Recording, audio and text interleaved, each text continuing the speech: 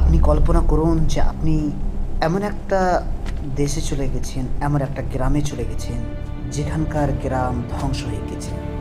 সেখানকার মানুষকে পশু প্রাণী খেয়ে নিয়েছে। সে অবস্থাতে আপনার কী হবে?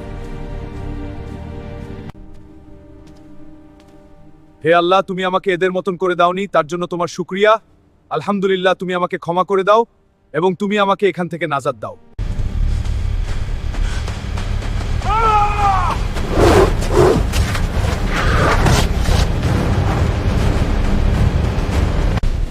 আমাকে বাঁচাও! কে আছো? আমায় বাঁচাও! কে আছে? আমাকে বাঁচাও! সিনা! আহ!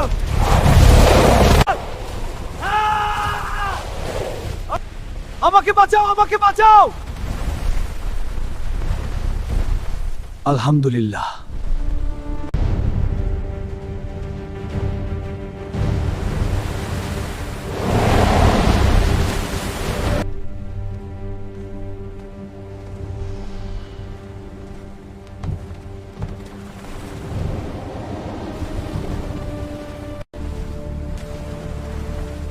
নদীর ধারে গাছের আড়ালে যাও, ওদিকে যাওয়ার চেষ্টা করি।